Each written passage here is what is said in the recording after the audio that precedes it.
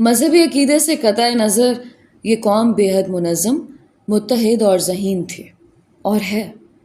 اصل یہود اسلام کی سچائی اور عظمت سے واقف ہونے کے باوجود فطرتاً سازشی ہونے کی وجہ سے اسے کبھی دل سے تسلیم نہیں کر پائے، اور کہیں نہ کہیں وہ اب بھی اسلام ہی کو اپنی بربادی کی اصل وجہ گردانتے ہیں، اور مسلمانوں کو زد پہنچانے کی کسی موقع سے نہیں چوکتے۔ جبکہ انہی یہودیوں میں آج بھی ایک ایسا معتدل طبقہ موجود ہے جو صہیونیت کو یہودیت کے لیے ایک گالی سے کم نہیں سمجھتا، لیکن ایسے یہود کی تعداد آٹے میں نمک سے بھی کہیں کم ہے۔ میں نے کتاب کا آخری صفحہ پلٹا تو نسبتاً صاف آسمان سے سورج اپنی پہلی جھلک دکھلا چکا تھا۔ میرا سر بے حد بھاری ہو رہا تھا۔ میں نے گرم پانی کا شاور لینے کے ارادے سے اٹھنا چاہا، تبھی میرے کمرے کا دروازہ ایک جھٹکے سے کھلا، اور دروازے کے بیچوں بیچ مجھے گرو کا تمتماتا ہوا چہرہ دکھائی دیا۔ کچھ دیر تک ہم دونوں ایک دوسرے کی آنکھوں میں آنکھیں ڈالے چپ چاپ کھڑے رہے۔ پھر گرو ہی نے سانپ جیسی پھنکارتی ہوئی آواز میں اس خاموشی کو توڑا۔ کیا تم کبھی بیت المقدس گئے ہو؟ مجھے یوں لگا جیسے وہ رات بھر میرے اندر کو پڑھتا رہا ہو۔ میں نے گرو کا سوال سن کر جانے کیوں اس بات میں سر ہلا دیا۔ ہاں، میں گزشتہ رات خواب میں بیت المقدس میں تھا۔ گرو نے گہری سی سانس لی۔ وہ کچھ مضطرب سا لگ رہا تھا۔ تم آخر کون ہو تم؟ میں پلٹا۔ یقین جانو میں خود اسی سوال کی کھوج میں یہاں تک پہنچا ہوں، لیکن کل رات ایک جواب تو مجھے زندگی نے دے ہی دیا ہے، اور وہ یہ کہ تمہارا اور میرا راستہ جدا ہے۔ تم 21 دسمبر 2012 کو جس قیامت کی آمد کی تیاریاں کر رہے ہو، میرے نزدیک وہ سراب ہے۔ تمہارا آخری مسیحا کوئی اور میرا نجات دہندہ کوئی اور ہے۔ گرو نے اطمینان سے میری بات سنی، پھر تعصب سے بولا، تو آخر تم بھی اس مذہبی تعصب کا شکار ہو ہی گئے جو ہر مسلمان کا خاصہ ہے۔ جانے کیوں میں تمہیں دوسروں سے کچھ الگ سمجھ بیٹھا تھا۔ یاد رکھو کہ ہم دونوں ایک ہی خدا کے ماننے والے ہیں۔ اچانک گرو کی نظر میری بستر کے ساتھ جڑی ہوئی چھوٹی سی میز پر پڑی، جہاں ابھی تک ایمی کی لائی گئی کتابیں رکھی تھیں۔ گرو کے ہونٹوں پر ایک طنزیہ سی مسکراہٹ پھیل گئی۔ جانتے ہو تم میں اور مجھ میں کیا فرق ہے؟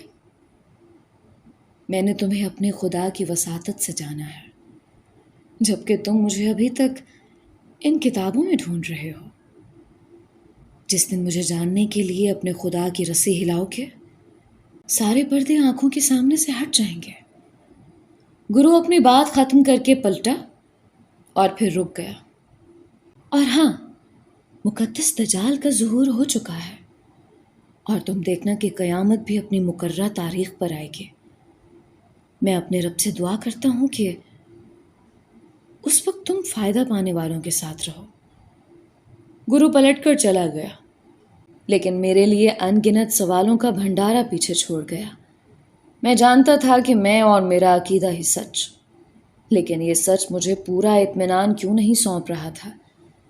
کوئی ایک چیز ایسی تھی جو میرے بہت قریب ہوتے ہوئے بھی میری آنکھوں سے ابھی تک اوجھل تھی، لیکن کیا؟ میں شام تک سر پٹکتا رہا، لیکن وہ سادہ سا کلیہ میرے ذہن میں نہ بیٹھ سکا۔ گرو ٹھیک ہی تو کہتا تھا کہ ہم دونوں ایک ہی خدا کے ماننے والے ہیں، تو پھر اس نے اپنے خدا کی وساطت سے میری حقیقت اتنی جلدی کیسے جان لی تھی، جبکہ میں ابھی تک مکمل اندھیرے میں تھا۔ شام ہوتے ہی میرے اندر کی بے چینی اتنی بڑھ گئی کہ مما پاپا سے ضد کر کے تنہا اپنی بیساکھیاں ٹیکتا باہر برف سے اٹے میدان میں چلا آیا۔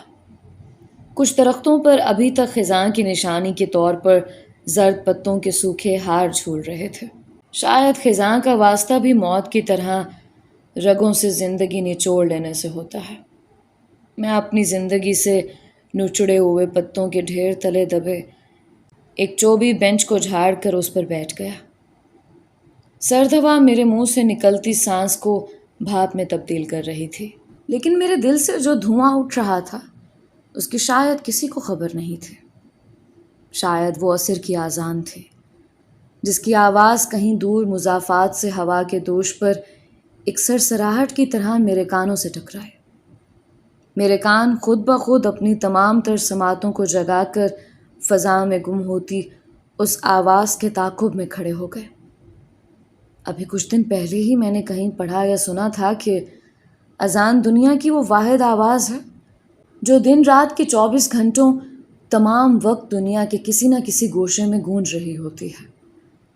مؤذن کی آواز میں عجیب سا سوز تھا جو میں اتنی دور بیٹھ کر بھی اس سرگوشی نما صدا میں محسوس کر سکتا تھا۔ اشہد ان محمد رسول اللہ، اشہد ان محمد رسول اللہ۔ اور تبھی میرے ذہن میں پہلا دھماکہ ہوا، پھر دوسرا اور پھر تیسرا، جیسے میرے ذہن میں بارود کے کسی ڈھیر کو فیتا دکھا دیا گیا ہو۔ ہاں یہی تو تھا وہ کھلا راز۔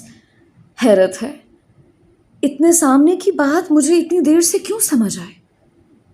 جھگڑا خدا کا تو کبھی تھا ہی نہیں کہ خدا تو ازل سے سب کا ایک ہی ہے۔ فرق تو پیارے نبی صلی اللہ علیہ وآلہ وسلم کی آمد کا ہے۔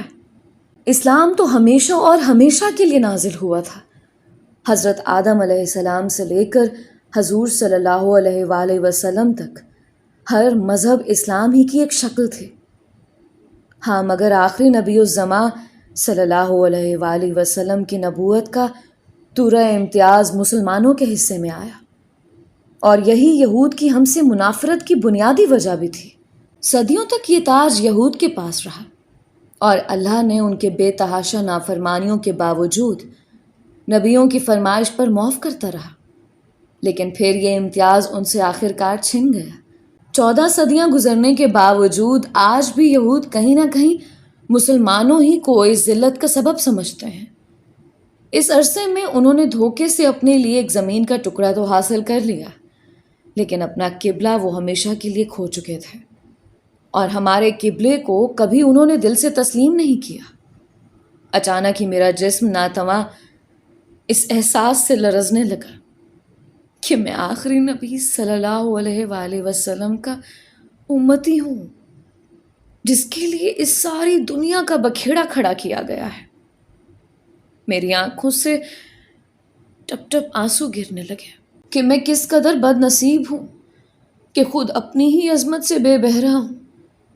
ایک عالم ہماری عظمت و بڑائی سے واقف ہونے کی بنیاد پر بھیڑیوں کی طرح ہماری بوٹیوں کو نوچنے کے لیے ہمارے در پہ ہے، اور ہم خود کو تھالی میں سجا کر انہیں پیش کر رہے ہیں۔ گرو ٹھیک ہی تو کہہ رہا تھا، میرا اور اس کا بھلا کیا مقابلہ۔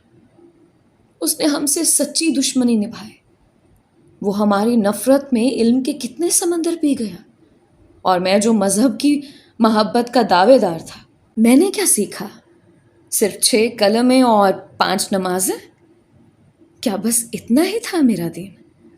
صرف 1 سال پہلے تک میں خود اسی لندن کے کلبز اور ڈسکوز میں بھٹکتا پھرتا تھا، اور 8 سال بعد اللہ کے اتنے نیک بندوں کی صحبت کے بعد بھی میں کیا تھا؟ در در بھٹکتا ہوا ایک بھکاری؟ وہ تلاش ہی کیا جو آپ کو اندر سے مومن نہ کر سکے، انسان کے ضمیر کو پاک نہ کر سکے۔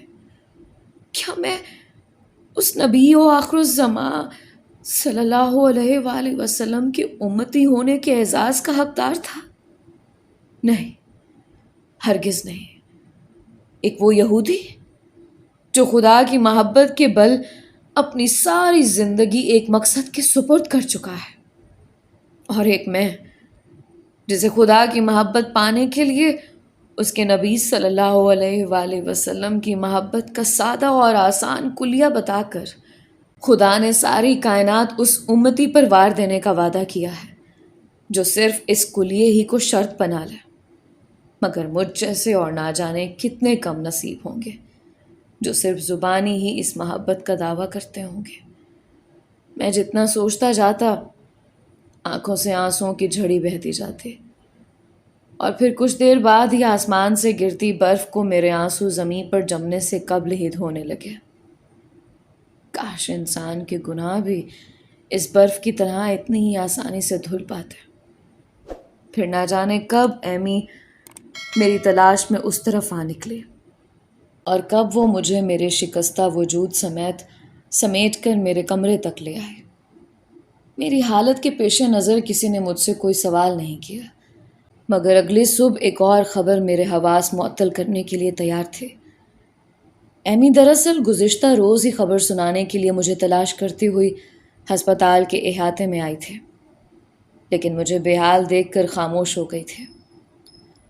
اس نے مجھے بتایا کہ گرو اس ہفتے کے درس کے بعد یروشلم اور فلسطین کے دورے کے لیے روانہ ہو رہا ہے، اور پیٹر نے یہ تہیہ کر لیا ہے کہ وہ بھی گرو کے وفد کے ساتھ ضرور اس مقدس سفر پر جائے گا، جبکہ پیٹر کی اپنی حالت اس بیماری کی وجہ سے پہلے ہی بے حد خراب تھی۔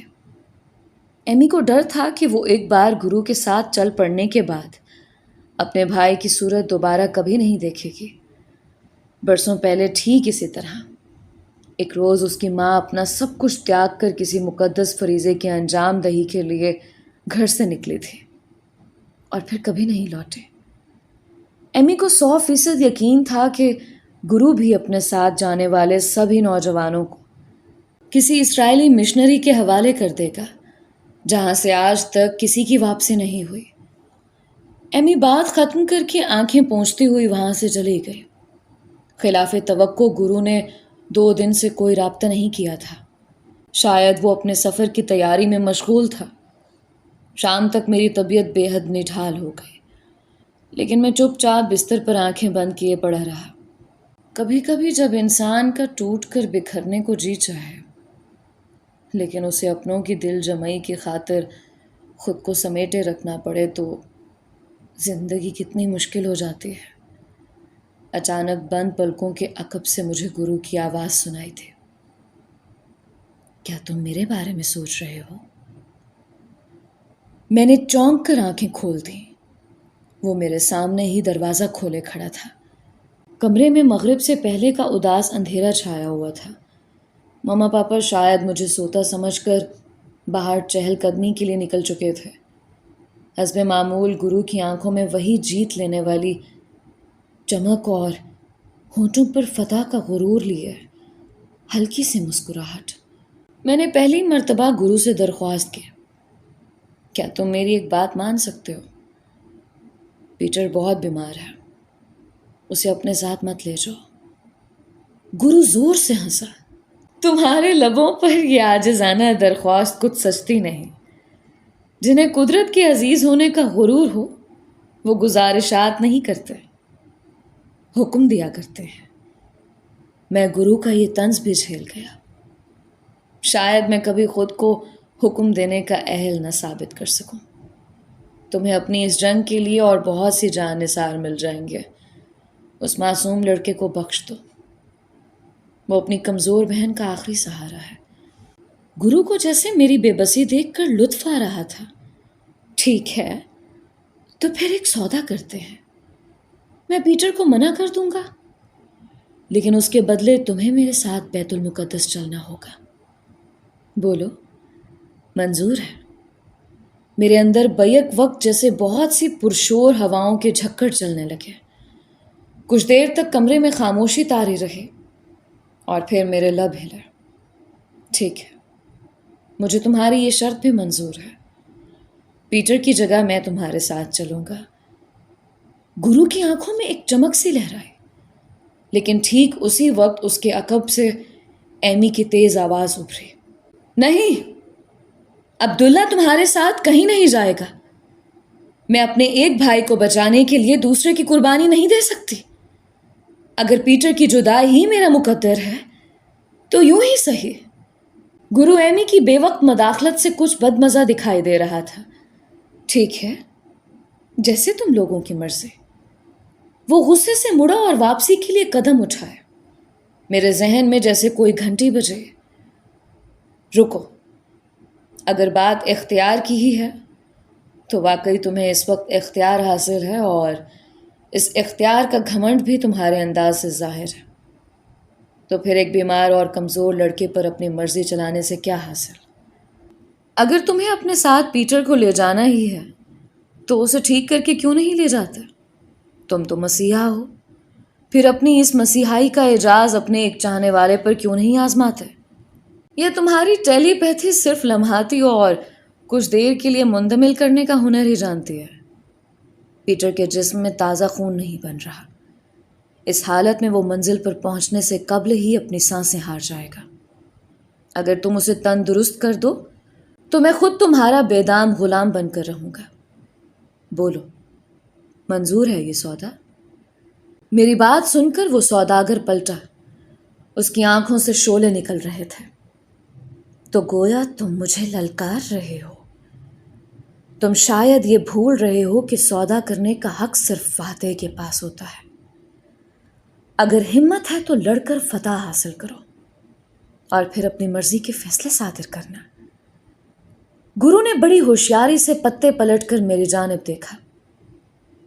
میں اس وقت ایک اپنی ہاری ہوئی فوج کا آخری اور تنہا بچا ہوا سپاہی تھا، جس کے سامنے جیتی ہوئی سپاہ کا سالار اپنے تمام ساتھیوں سمیت کھڑے ہو کر مذاق اڑا رہا تھا، اسے اکسا رہا تھا کہ یا تو وہ گھٹنے ٹیک کر پوری فاتح فوج کے سامنے ناک رگڑ کر معافی مانگے یا پھر مرنے کے لیے تیار ہو جائے۔ ہارے ہوئے سپاہی نے کرہا کر اپنی تھکن سے چور پلکیں اٹھائیں۔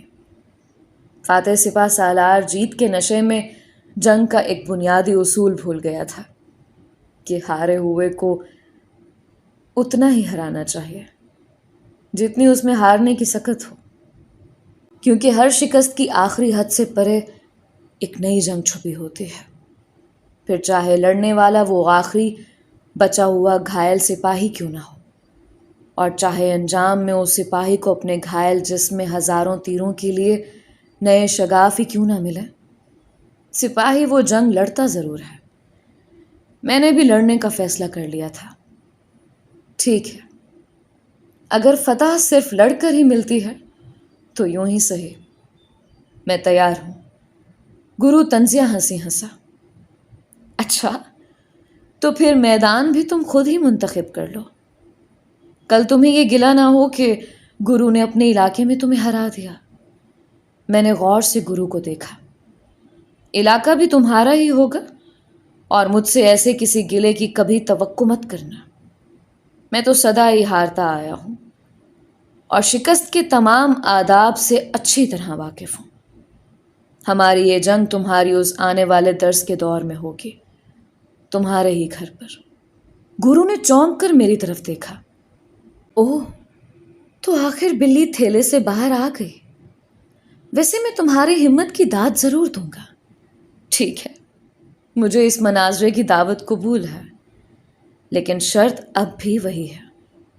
ہار کی صورت میں تمہیں سدا کے لیے میری غلامی قبول کرنا ہوگی۔ میں نے حتمی فیصلہ دے دیا۔ ٹھیک ہے، مجھے منظور ہے۔ ایمی گنگ سے کھڑی میری اور گرو کی یہ بحث سن رہی تھی۔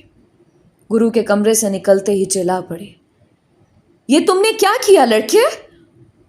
وہ بہت طاقتور ہے اور تم گھائل، یہ کیسا سودا کر لیا تم نے؟ میں کھڑکی سے باہر دیکھتا رہا۔ کچھ سودے تمام تر نقصان جان کر بھی طے کرنا پڑتے ہیں، دلوں کے سودوں کی طرح، سدا گھاٹے والے۔ ایمی بے بسی سے ہاتھ ملتی رہی۔ میں نے اسے ہدایت کی کہ وہ گرو کے اگلے سیشن میں پیٹر کے ساتھ خود بھی درس والے حال میں آئے، لیکن وہ ابھی تک بے چین تھی۔ آخر تم کرنا کیا چاہتے ہو؟ کیا واقعی تمہارا گرو کے ساتھ باقاعدہ کوئی مناظرہ کرنے کا ارادہ ہے؟ میرا سر ابھی تک جھکا ہوا تھا۔ میں نہیں جانتا کہ مناظرہ کسے کہتے ہیں، بلکہ میں نے اپنی پوری زندگی میں یہ لفظ بھی 2-4 مرتبہ ہی سنا ہوگا، لیکن میں لڑے بنا ہار نہیں مان سکتا، کیونکہ اب معاملہ صرف میری ذات کا نہیں بلکہ میرے ایمان، میرے عقیدے اور کامل یقین کا ہے۔ میں نے آج تک جو بھی اس ایمان سے کمایا ہے وہ ساری جمع پونجی لگا کر بھی مجھے یہ آخری داؤ کھیلنا ہی ہوگا، لیکن شاید قدرت کو میرا یہ آخری جوا بھی قبول نہ تھا۔ اگلے روز مجھے ایمی نے بتایا کہ پیٹر کی طبیعت اچانک بگڑ گئی اور اسے اسی ہسپتال کے انتقال خون والے شعبے کے وارڈ میں داخل کروا دیا گیا ہے۔ گرو کے روحانی درس میں ابھی 3 دن باقی تھے، لیکن ایمی کی رپورٹ کے مطابق پیٹر کی حالت سنبھلنے میں کئی ہفتے بھی لگ سکتے تھے۔ زیادہ تشویش کی بات یہ تھی کہ پیٹر اب بھی بضد تھا کہ وہ جیسے ہی چلنے پھرنے کے قابل ہوا گرو کی ہمراہی اختیار کر لے گا۔ وقت تیزی سے گزر رہا تھا۔ یہ لمحے بھی کتنے ظالم ہوتے ہیں۔ جب ہم ان کے ٹلنے کی دعا کرتے ہیں تو یہ صدیوں میں ڈھل کر جنموں میں گھلتے ہیں، اور جب ہم ان کے رکنے کی آس لگائے بیٹھے ہوتے ہیں تب انہیں ہزاروں پر لگ جاتے ہیں۔ میرے نصیب کے لمحے پرواز کرنے لگے اور آخرکار وہ رات بھی آ پہنچے جسے پرے کا سورج میرے اور گرو کے فیصلے کا اعلان لے کر آتا۔ مما اور پاپا میری بے چینی دیکھ دیکھ کر مزید پریشان ہو رہے تھے۔ پاپا نے حسب معمول براہ راست کوئی سوال کرنے کے بجائے صرف اتنا پوچھا کہ کیا وہ اور مما میرے لیے کچھ کر سکتے ہیں۔ میری آنکھیں ڈبڈبا سے گئیں۔ میں نے ان کا اپنے کاندھے پر رکھا ہوا ہاتھ اپنے ہاتھ میں تھام لیا۔ میں ایک ایسی جنگ لڑنے جا رہا ہوں جس کی ہار جیت پر شاید میری پوری زندگی کا انحصار ہے۔ یہ جنگ ہی اس بات کا تعین کرے گی کہ میں اب تک درست راستے پر تھا یا غلط۔ میرے مستقبل کا فیصلہ بھی اسی جنگ سے ہوگا، مگر افسوس مجھے یہ جنگ لڑنے کے لیے کوئی اوزار، کوئی ہتھیار میسر نہیں۔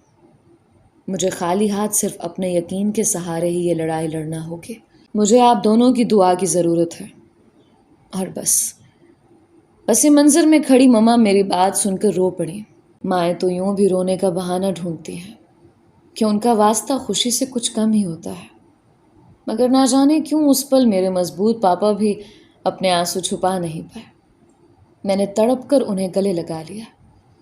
جب کوئی بیٹا اپنے باپ کو تسلی دینے کے لیے اپنے سینے سے لگاتا ہو تو رفو گری کا باقی ماندہ کام قدرت خود سنبھال لیتی ہے۔ آنسوؤں کا سیلاب آتا ہے، آہوں ہچکیوں کے طوفان گزرتے ہیں، اور آخرکار دل کے غبار دھل جاتے ہیں۔ پاپا بھی مجھ سے اپنی بھیگی ہوئی آواز میں صرف اتنا ہی کہہ پائے، مجھے اپنے ساحر اور اس کے یقین پر خود سے زیادہ بھروسہ ہے، اور میں جانتا ہوں کہ اس لڑائی میں اس کی جیت ہو یا ہار، میرا بیٹا یہ جنگ اپنی پوری قوت اور ایمانداری سے لڑے گا۔ میں جانتا ہوں کبھی کبھی ہار یا جیت سے بھی زیادہ اہم جنگ لڑنا ہوتا ہے۔ پاپا مجھے تھپکتے رہے۔ اس روز مجھے پتا چلا کہ جنگیں صرف ہتھیاروں سے ہی نہیں لڑی جاتی۔ جنگ کا بنیادی عنصر حوصلہ ہوتا ہے، اور یہ ہمت حوصلہ ہمیں اپنے پیارے ہی دیتے ہیں۔ رات دھیرے دھیرے ڈھل رہی تھی۔ باہر آسمان اور اندر کمرے میں میرا دل برسنے کو بےتاب تھا۔ آج کی رات میرے لیے بہت اہم تھی۔ اپنوں کے سامنے تو میں نے کسی طور بھرم قائم رکھ ہی لیا تھا، مگر وہ اوپر والا تو میرے من کی حالت جانتا تھا۔ سو میں نے کھڑکی کے قریب جائے نماز بچھا لی اور پلکیں زمین پر بچھا کر سجدے میں جس قدر گڑ گڑا سکتا تھا اسے بھی کہیں زیادہ گڑ گڑایا۔ یا خدا، تو جانتا ہے کہ میں تیری کائنات کا سب سے حقیر ذرہ ہوں، لیکن میری کم ظرفی کی داستانیں آسمان سے بھی بلند ہے۔ میری حقیقت سے اور میرے دل میں چھپے ہر چور سے بس تو ہی واقف ہے۔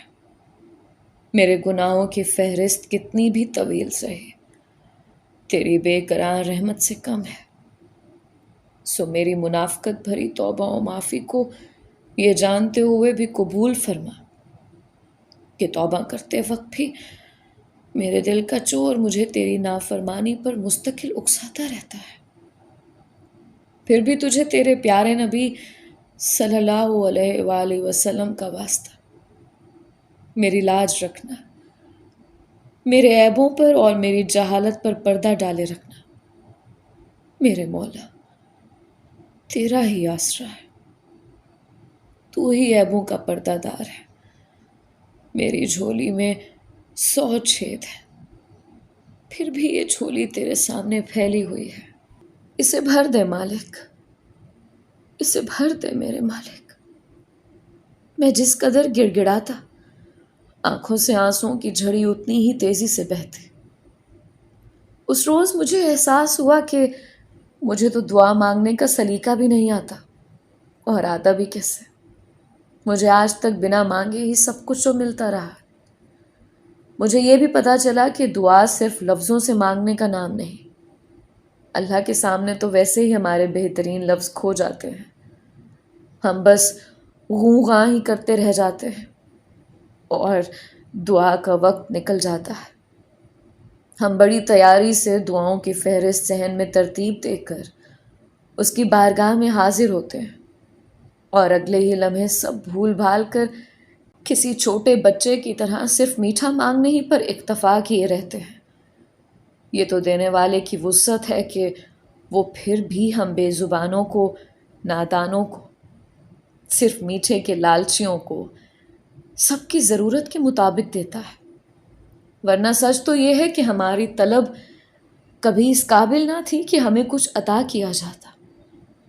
میں بھی ساری رات ہڑکتا رہا، لیکن ڈھنگ سے کچھ مانگ نہ سکا، حالانکہ دینے والے نے اپنے سبھی خزانوں کے منہ کھول رکھے تھے۔ صبح لندن کا موسم بہت اداس تھا۔ برف کی تازہ جھڑی نے پرانے سفیدے پر نئی کلی پھیر دی تھی۔ باسی برف پر جب تازہ برف کی چادر پڑتی ہے تو یوں لگتا ہے جیسے پرانی رضائی پر نیا لحاف اوڑھا دیا گیا ہو۔ سپہر تک ایمی 3 مرتبہ چکر لگا کر مایوسی سے سر ہلا گئی تھی۔ مطلب پیٹر کی حالت ابھی تک سنبھل نہیں پائی تھی۔ جانے کیوں؟ میرے دل میں ایک نئے خدشے کے سانپ نے پھن پھیلا دیا۔ کہیں گرو نے اپنی جنگ شروع تو نہیں کر دی؟ شام کو جب میں گرو کی رہائش گاہ جانے کے لیے نکلنے لگا تو مما اور پاپا پہلے سے گاڑی میں میرا انتظار کر رہے تھے۔ میں جانتا تھا کہ وہ کسی بھی صورت اپنے ساحر کو تنہا نہیں جانے دیں گے، لہٰذا میں چپ ہی رہا۔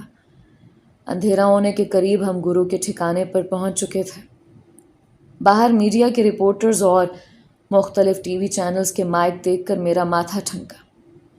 میں جانتا تھا کہ گرو اس موقع کی تشہیر سے نہیں چوکے گا۔ اسے ایک بہترین موقع مل رہا تھا کہ وہ اسلام کے مقابلے میں اپنے عقیدے اور مسلک کو فاتح ثابت کر کے لوگوں کے ذہن مزید تسخیر کر سکے۔ میں حال میں داخل ہوا تو کھوے سے کھوا جل رہا تھا۔ کھچا کھچ بھرے ہوئے ہال کی ایک نشست بھی خالی نہیں تھی۔ لوگ دیواروں کے ساتھ، بالکنی میں اور نشستوں کے درمیان والی جگہ پر بھی بھرے پڑے تھے۔ کیمروں کے زاویے اور فلیش کی چکا چوند سے صاف ظاہر تھا کہ یہ سب کچھ ٹی وی سے براہ راست بے نشر ہوگا۔ گرو پہلے سے سٹیج پر مائک سنبھالے کھڑا تھا۔ مجھے دیکھتے ہی اس نے بآواز بلند تعارف کروایا۔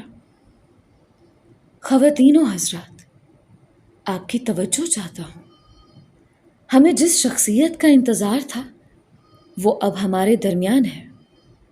سارے حال پر پل بھر کے لیے سناٹا سا چھا گیا اور سبھی کی نظر میکانکی انداز میں میری طرف اٹھ گئی۔